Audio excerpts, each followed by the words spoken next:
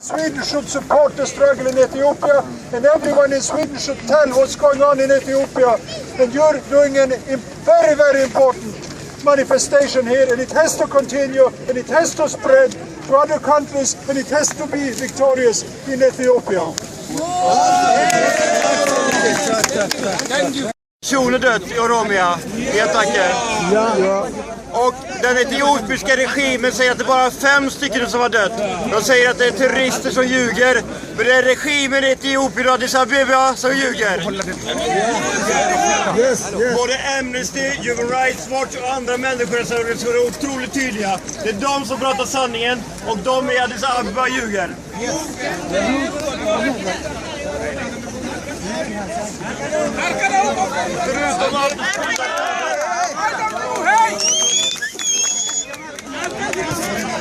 Förutom allt det spillda blodet så har dessutom regimen i Addis Abeba använt terroristlagstiftningen för att kunna arrestera journalister. Det är någonting som vi från Sverige aldrig kan acceptera. Getachew Shirefev från Nigeria Ethiopian News Site måste friges. Fikado Merkana och Oromia Radio and TV har också blivit arresterad. Han måste friges omedelbart. Etiopien har länge blivit hyllat av bland annat USA för sin enorma tillväxt man har haft i landet. Men den tillväxten man har haft i landet måste också följa demokratisk tillväxt och mänskliga rättigheter måste respekteras.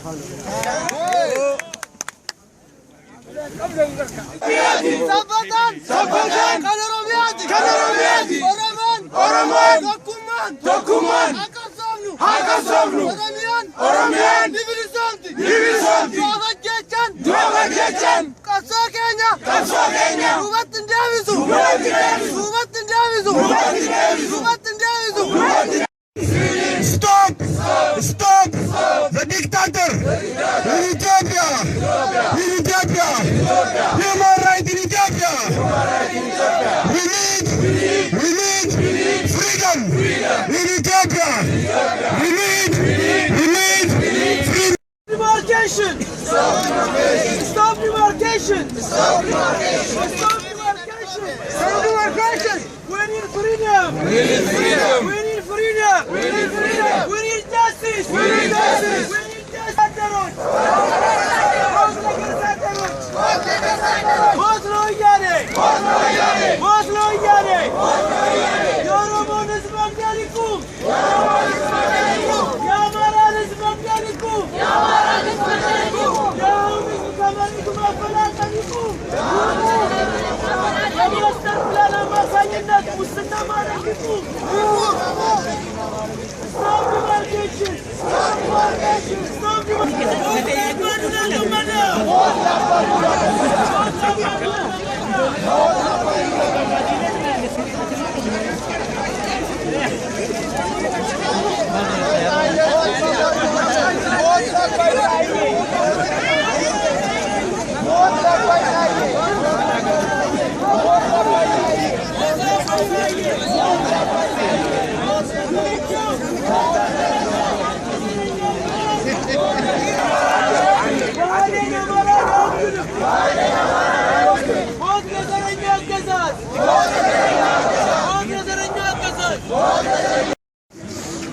hedduu galata guddaa qabdanii yeroon qabbana la warri lafa fagorraa dhuftan galata guddaa qabdanii ammoo hiriira kana goonee manatti gallee taa'uu hin qabnu nuti warri ala kana jiru waan gabaabaa gochuu dandeenya. Tokko warra sagalee hin qabne kan biyyatti dhumaa jiru kan hidhamaa jiru kan bakka buusan dhabne isaaniif dirmachuu qabna. Isaan cinaa dhaabbachuu qabna. Hamila isaanii jajjabeessuu qabna. Wanti amma ijoolleen har'a barattoonni biyya keessatti dalagaa jirtu waan waggaa 40 nuti itti gaara keessatti itti rakkataa turre har'a isaan dalagaa jiran. Gaafa nuti rakkataa turre sana gaafa nuti dararamaa turre sana Oromoon akka barbaadutti bakka hunda gahuu hin dandeenye. Waan gaafsan dhaga'uu dhaban sana arra dagaanii beekanii ofii beekanii Oromoon kun lafaa ka'ee jechuudha. Kanaaf arra Oromoon ufiif ubbili du'a deebuun qabnu waan isaan irratti kufan galmaan ga'uudhaaf alaafi keessa bakka jirru haa jabaannu waliin jenna. Duubatti deebuun qabnu qabsoon Oromoo ibiddi amma qabate kun qaanqeen amma Oromiyaa keessatti qabate yoo duubatti deebi waggoota dheeraa nu gaafata kana booda kana beekuu qabna jechuudha. Kun duubatti deebuun qabu galma ga'uu qaba. Gaafin keenya gaafii abbaa biyyummaati. Oromiyaa irratti abbaa biyyaa ta'u, abbaa mirgaa ta'u, abbaa mirga polotikaa, mirga diinagdee Oromiyaa irratti dhuunfachuu qabna. Kanaaf jajjabaadhaa isin jaa galatooma. Galatoomaan isiniin jaa warri gartee qabbana tana keessa haala uummata keenya ka biyya irratti rakkoo irra ga'e sanaaf dirmattanii sagalee isaan hin qabne sagalee ta'uuf dhageessisuuf asitti baane hundi keessanuu galatoomaan isiniin jaa. Kanatti aansee ammoo Oromoon yeroo ammaa kana hedduu gamnoome silaa rakkoo hedduutu nu mudatu ture. Tokkoffaa diinni kan nurratti baafate karoorri sadi ulfaatan ni jiran. Tokko karoora diinagdeeti, kaan ammoo karoora tarsimoo bittaati, kaan ammoo karoora tarsimoo gartee qubsumaan yeroo dheeraaf umrii mootummaa isaanitti taasisuuti. Fakkeenyaaf karaa bittaa ikonomii yookaan jabeeffachuuti magaalaalee Oromiyaa hunda isaatu kanneen galii qaban uf jalatti galchee diinagdee irraa argatuuf itti faayidaa of hedduu tarsimoo baafate baadiyyaa kaabaa kibbaaf jiddu galeessa waan inni godhaa jiru magaalaalee Oromiyaa irratti sagantaa bahee argitanii jirtanii. Naannoo Finfinneetitti maaster pilaanii jedhanii kan inni qopheesse argitanii jirtanii. Maaster pilaaniin Finfinnee waa hedduu qaba. Garuu kan magaalaalee Oromiyaa karaa diinagdee qofaaf miti kan itti faayidaa tokko diinagdeedha. Kan lammataa ammoo bittaa umrii isaa dheereffachuudhaaf naannoonni magaalaa sun hundinuu oggii akkasitti ijaaramee federaala jala galee afaan hojii isaa afaan Amaaraa ta'a. Afaan Amaaraa oggii ta'e naannoonni sun deebi'ee magaalaalee san jalatti bulaa. Magaalaaleen sun deebitee immoo wanni afaan hojii isii ka ta'u afaan Amaaraa ta'a. Afaan Oromoo ni bada, bulchiinsi Oromiyaa ni bada. Sanitti aansee immoo maaster pilaaniin Finfinnee magaalaalee gurguddoo jiru erga isa jala galchee booda Oromiyaan bakka meeqatti hiramtee erga qoodamte Oromiyaa taatee qaama bal'aa saniin jiraachuu Oromoo wajjin hin dandeessu. Sabaaf sablammoonni keessa qubatanii bifa garaagaraatiin ciramteeti bulchiinsi godinaa fi kutatti deebi'a. Mootummaan naannoo Oromiyaa kajees guutuutti ni mancaa. Sana booda afaan Oromootiin dalaguun ni dhaabbata. Walumaa galatti bittaan bakka bu'aa gartee magaalaa Awwadaay, magaalaa Roobee, magaalaa Finfinnee yookaan Hadaamaa yookaan Naqamtee yookaan Amboo ta'ee hafaa jechuudha. Naannoon Oromiyaaf kun yoggii dhaabbate caffee Oromiyaa filachuun hin barbaachisu, ijaarulleen hin barbaachisu. Sana booda OPDOlleen ni baddii jechuudha hagummaan kijibaa sunu. Kabiraa ammoo karaa bulchiinsa umrii dheertuu isaanii kaa'achuutiin yoo fidaniitiin naannoo maaster pilaanii Finfinneetiin naannoo sana ummata biraa qubsiisan. Oromoon maallaqa qabaatee lafa akka hin binne ni beektan. Warri ala kana agartee fuudhaniitiin lafa bitadhaa jedhaniinis maallaqa guddaa hin qabu. Ka qabus alallee ka qabu isaanuma biyya keessattillee kan irraa saammatee jiru isaanuma lafa sana hoggii qubatame saba biraatitu irra qubata. Oromiyaa ba'aa fi dhiyaatti addaan murama. Nuti Falastiin taana isaan Israa'el ta'uuf qophiirra turanii jechuudha. Nuti ba'aa fi dhiyaatti adda muramneet walii barbaaduudhaaf rakkoo addaa keessa seena. Qabsoo biyya biraatu nu eeggata. Oromoon kanaaf ka gamnoome arra yeroodhaan osoo wanni sun hidda lafatti hin dhaabbatin lafaa buqqisuuf ka'uun ijoolleen ammaa kun baay'ee waan bareedaa dalaganii waan gartee borullee karaa dheeraa qabsoon nutti fudhatu ta'a karaa nu gabaabsanii haa galatoomanii. Arra wanni biraa ammoo kan hin jechuu barbaadu haadha ijoollee kanaa laalame daa'ima kanaa laalame. Oromoon duraan jaartii haati manaatis jaarsan miiliyoon hin jettu. Abbaa fi haati ilmaan isaanii manatti dhoorgan mucaan baalageedhaan nu ajjeesisiisan mootummaan nutti manatti fide jaan. Arra immoo ufiif deemi ilma kiyya waliin baati haati waan takka haa fudhannu haadha fi abbaan obboleeyyan namni biraa kufe sun yookaan ijoolleen biraa ajjeefamte kun bakkeen ijoolleen sun nyaattu hoggii nyaataa dhufanii ta'an bakki nyaata isaan ta'an banaadha. Bakki isaan rafaa turan banaadha warra sanitti. Arra nuti gallee rafuu hin dandeenyu. Kanaaf jabaadhaa Oromoo anumaa jechuun danda'u wanni jiru baay'ee hadhaawaan. Yoo isin biraa mana keessan keessaa maatii keessan keessaa miseensi tokko irratti hagam qaawwan isinitti dhagama. Barcumni ijoolleen sun irra teessu, sireensi ijoolleen sun irra raftu haadhatti banaadha. Garaan isii madaadha. Haati ilmoo isii oolchuuf wajjin duutee jirti. Abbaan ilmoo oolchuuf wajjin du'ee jira. Haakimoonni keenya madoo keenya wallaanuuf wajjin ajjeefamanii jiran. Wajjin awwaalamanii jiran. Barsiisonni wajjin du'aa jiran. Waliin hidhamaa jiran. Bulchiisonni naannoo Oromiyaatis kanneen sabboontummaa qaban akkasuma uummata isaanii wajjin galaafatamaa jiran. Maayyii guyyaa kaleessaa yoo ilaaltan waan mi'eessuu fi asabootitti taa'aa oolillee quba qabdan. Kun hundinuu rakkoon kun rakkoo biraati. Oromoo ta'uu keenya fi diinni keenya nu qabachuu keenya waan nu geeyyitu nu bitaa jira. Nuti akka isaanillee taanu garuu haqa keenya nu kenne isaanillee haqa isaaniitti irratti rabbi haa deebisu. Nuti ummata gartee yoo nu yaabbatanillee jiraachuu dandeenyu. Manni xiqqaa yoggii gartee koruuf deeman nama jalaa waan kufuuf jecha akka namni isaa wajji dhaabbatuuf ittiin dhiisu. Warri kun warra biyya san baadhachuu danda'anii miti. Oromoon biyya kanarratti aangoo yoo fudhatu baadhachuudhaaf dandeettii addaa qaba. Dandeettii duudii isaa bal'aa, irreen isaa guddaa. Dimokiraasii kana ummata kanaaf kennuuf abbaan fedhe wajjin jiraachuuf abbaan fedhellee addaan ba'uudhaaf mariirratti waan sodaatu tokkollee hin qabu Oromoon.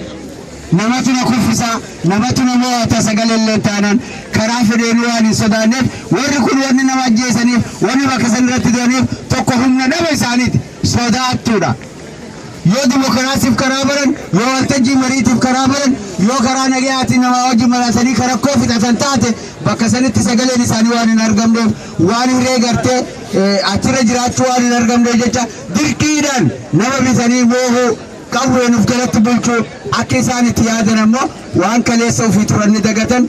Shuguxii haga xiyyaaratitti hidhannee jirra jedhan kaleessa isaanis qabaachaan turre dargilleen dhiise biraa deeme qawwee san isaan irraa fuudhan. Isaanillee borganama akka dhiisanii deemuuf ta'an ni wallaalan. Yoo isaanitti haga qawwee harkaa qabanitti namni isaan immoo se'an. Himmoo aman garuu borganama fagoo miti jabaadhaa bu'aan keenya gartee ijoolleen keenya waan eegamaniif biyya keessattis haa ta'u warreen abbootii irree san gargaaran irra wanni guddaan nuti arganne maali? Tokko uummanni Oromoo diina fi fira isaa addaan baafachuudha. Lammaffaa abbaan mirgaa abbaan biyya sanii abbaan waan kiyya kana jee eega gaafate deebii akka argatu shakkiin tokkollee hin jiru. Lammaffaan ammoo mootummoota adda addaa kan mootummaa sana hoggin nuti lafaa ol kaabu yoo nuti miila tokko jalaa fuunni tokko lafatti qabanii deebanii isaanis nu harkaa fuudhanii lafatti deebisan har'a ofiifillee Oromoo wajji dhaabbataa jiran haqa Oromoo beekaa jiran. Inni sadaffaa immoo sabaaf sablammoonni biyya keenya jiranii fi ollaalee keenya jiran rakkoo keenya beekuudhaan walii wajjiin rakkoo furanne jedhaniitiin hin qophaa'uu isaaniitii fi wal hubachuu keenya wal afaan garangallee har'a guututti qabsoo bifa waliigalaatiin biyya san keessatti jijjiirama bu'uuraa fiduu danda'utu deemaa jira. Nutilleen waan dandeenyuun uummata sanii sagalee ta'uu karaa biraatiin ammoo isaan gargaareetiin diinagdee qabnuun bira dhaabbachuun nurra jirti. Jabaadhaa galatoomaa isinitti dheeressuu kiyyaaf dhiifama laafolchaati nagaannaa tura. Ulfaadhaa galatoomaa nu jiraadhaa horaa bulaa galanni keessan bilisummaa haa ta'u. Egaa akka waliigalaatti marii guddaa qabna gara galmaatti gallee wantoonni mari'annu baay'een jira. Dhimma keenya wal faana teenyee haala deema jiru maal gochuu qabna garamitti deemna kan jedhu mari'achuuf jirra. Namni yaada dabalataa qabu tokko yoo jiraate carraa tokko isinii kennina. Achi deema isinillee waan jettan jedha. Dhaadannoo adda addaa kan harkaa qabdan gara tokkotti walitti qaba.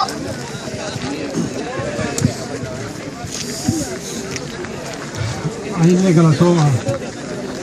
Ani biyyaatti deemnee dhufneef uummata biyyaa akka dhumu Afrikaan ka ajjeesan ijoollee ka ajjeesan dubara ka ajjeesan ka deebi'eetiin dubartii kan hin laallanne ka deebi'ee ijoolleen jenne kan laallanne kana lallaba keenya sagalee keenya dhageessachuuf akka sagalee keenya dhageessan addunyaan sagalee keenya akka dhaga'u akka deebi'ee uumama keenyaa kan argan akka irraa nu dhaabatan akka dhageessan bineeldaatiin namni warri biyya addunyaa kana keessa mallaqa kennuuf warri mallaqa kennuuf deebi'ee akka Amaarikaa akka Ingilizii akka irraa dhaabdan mallayni isin kennitaniif karisaasati karisaa ummaan Oromootiif fixanii akka nurraa dhaabdan akka immoo sagalee keenyallee dhageessan sagalee uummata bal'aa akka dubartii ka dhiiraa ka isinitti ba'u ka Amaarikaa ba'u ka Ingilizii ba'u ka deebi'ee bakkuma irraa dhaabatu iyyannaa isaanii akka nu dhageessan akka ofii dhageessan raadiyoolee hin dhageessanii miidiyaalee hin dhageessan deebi'aa televezyiinii hin dhageessan quba qabdan nutti ilaalina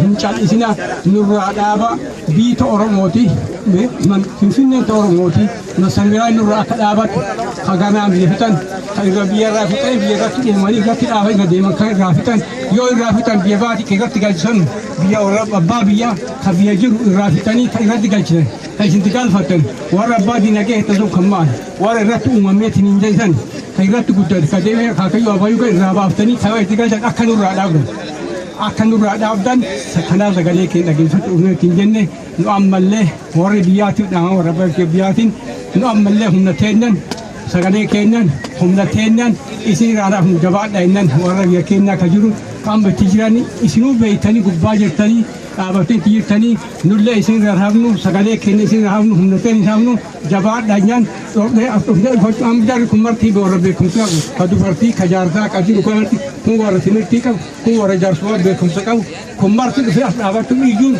ummata ofii sanii dhaabata warra keessa as dhaabatu danda'e nullee kanaaf dhiina sagalee keenya dhagahin cal'isina hin dhageettanii quba qabdee nurraa dhaabannaan waan na dhageettaniif isin galaansituu qabdu.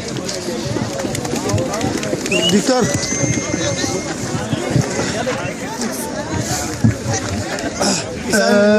ሌሎች ኢትዮጵያውያን ድምጻችሁን ማሰማት የምትፈልጉ ከሆነ መልእክት ማስተላለፍ የምትፈልጉ ከሆነ አስተላልፉ።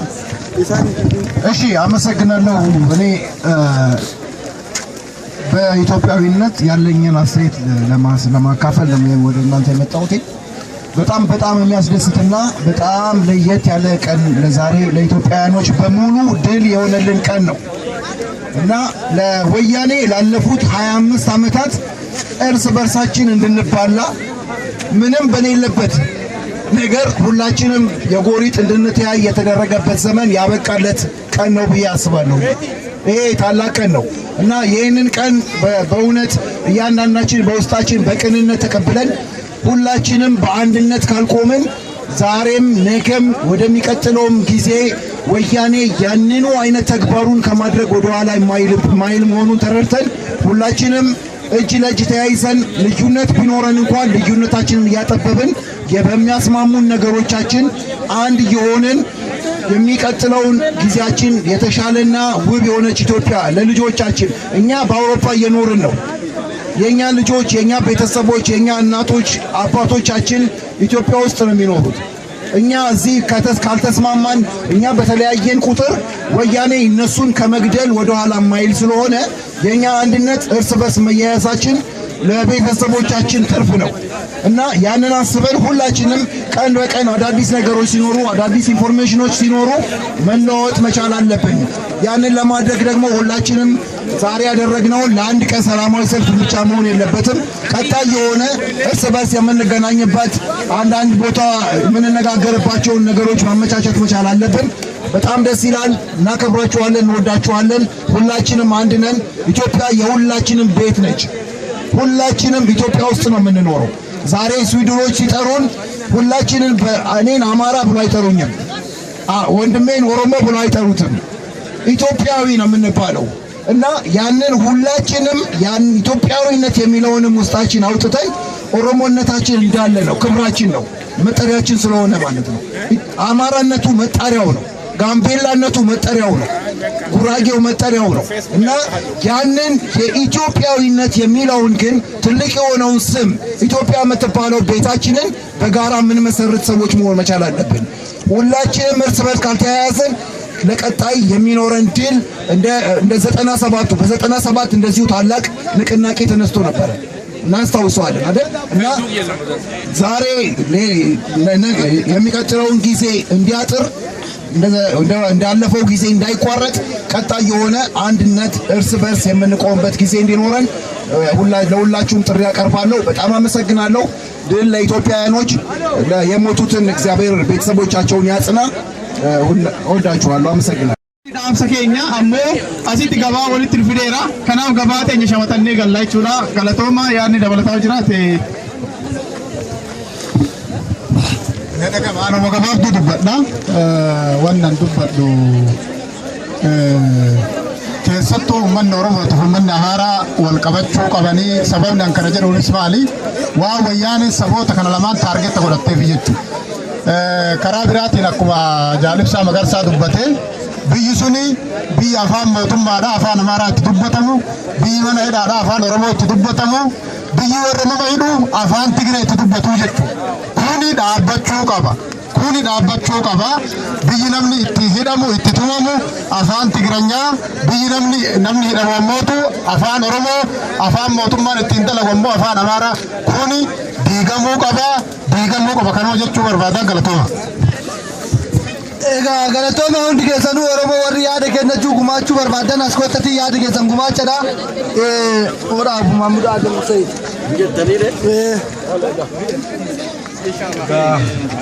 Galatooma galatni keessan hundaa keessaniif bilisummaa ta'u galata bilisummaa rabbisni kennu. Akkasuma wanna nan jedhu warri na duraa dubbataniiru wanni haaraan hin jiru. Kan gochuu qabnu dhimmi kun kan Oromooti dhimma Oromoo waan ta'eef Oromoo waan ilaallatuuf Oromoon jiru hundatti jabaachuun waan kana xumuratti gochuun dirqama uummata Oromootiif kan ilmaan Oromooti. Keessattuu Oromoon biyya alaa jirru gaheen gochuu qabnu gaheen bahuu qabnu sagalee taanee uummata biyya keessaa wareegama lubbuu kaffalaa jiruuf sagalee ta'uu qabna. Dandeettii diinagdee qabeenyaa keenyaan isaan cinaa hiriiruu danda'uu qabna. Mallattoo ilmaan Oromoo Oromiyaatti agarsiisan. Kana godhannaa bakka tokkotti suuradhaaf. Asika. Bakka takka mee wal qabamaa. Bakka takka wal qabamaadha. Mallattoo didda agarsiifnee footoo bakka takka kaanee addaan baana. Namayyuu amma yeroo na kariyaatteen se'a. Kanaafuu mee sararratti. Mee as gora hundi keessanuu as goota.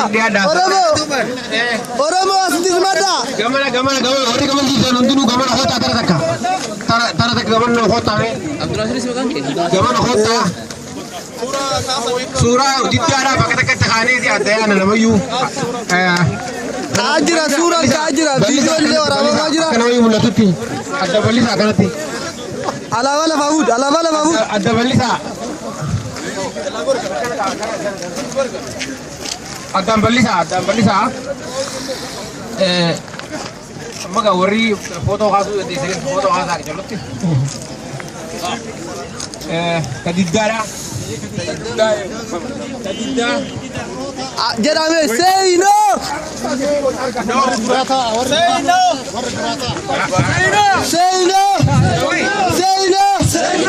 Say no. Arresting. Oromo. Student. Say no. Master. Plan. Say no. Arresting. Oromo. Student. Say no. Arresting. Somali. Student. Say no. Amara. Student. Arresting.